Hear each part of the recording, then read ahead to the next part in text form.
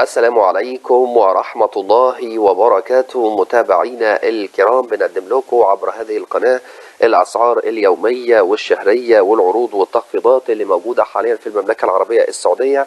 يا ريت بداية تدعموا القناة بالاشتراك فيها وتفعلوا زر الجرس ولايك للفيديو علشان نستمر بإذن الله في عرض المزيد. هنتكلم طبعا مع حضراتكم النهاردة عن رسوم استخراج رخصة قيادة للنساء في السعودية للعام الجديد وكيفية سدادها. زي ما حضراتكم طلبتم مننا جبنا لكم طبعا كل التفاصيل. مؤخرا أصبح من حق النساء في المملكة العربية السعودية طبعا في الحق في قيادة السيارة والحق في الحصول على رخصة قيادة خاصة بهن، بعدما كان ذلك ممنوع على النساء في المملكة منذ فترات طويلة وكبيرة جدا. ومنذ بدأ انتشار قيادة النساء للسيارات هناك العديد من النساء يبحثن عن كيفية الحصول على الرخصة طبعا، وهي تعد أول شيء يهتم به أي فرد يريد تعلم القيادة، وحتى لا يتعرض للمساءلة القانونية كما يبحثن عن رسوم تكلفة هذه الرخصة. لمعرفة المزيد عن تكلفة رسوم رخصة القيادة للنساء وطريقة تسديدها وكيفية الحصول على هذه الرخصة تابع التفاصيل.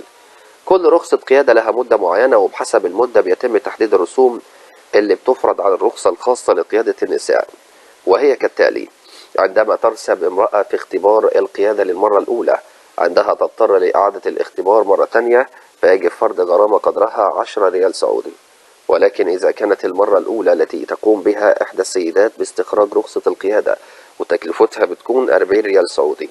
وأيضا عندما تريد أحد السيدات تجديد رخصة القيادة لمدة زمنية قدرها عامين فإنها تكون تكلفتها 85 ريال سعودي. أما عندما تكون الفترة الزمنية 5 سنوات لرخصة قيادة مؤقتة فإن ذلك تكون تكلفتها 100 ريال سعودي. أما رخصة قيادة تكون صالحة ل10 سنوات تكلفتها 400 ريال سعودي، ويجب عند تجديدها دفع 400 ريال سعودي أيضا.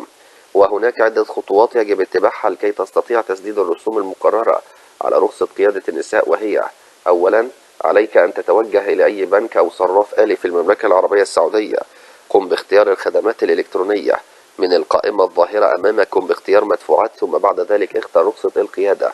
قم بالنقر على زر إصدار رخصة قيادة، ثم اكتب البيانات الشخصية مثل رقم الهوية ورقم محل الإقامة، وقم بكتابة بيانات السيارة كاملة، نوعها، تاريخ الصلاحية، رقم اللوحة، واضغط على تأكيد لسحب رسوم استخراج رخصة القيادة اللي تم الحديث عنها واللي مطلوب استخراجها. هي ديت كل التفاصيل مرتبطة باستخراج رخصة القيادة في المملكة العربية السعودية للعام الجديد. زي ما حضراتكم طلبتم مننا جبنا لكم كل تفاصيلها. يا ريت ما تنسوش تدعموا القناة بالاشتراك فيها وتفعلوا زر الجرس. دمتم في رعاية الله وحفظه وأمنه، والسلام عليكم ورحمة الله وبركاته.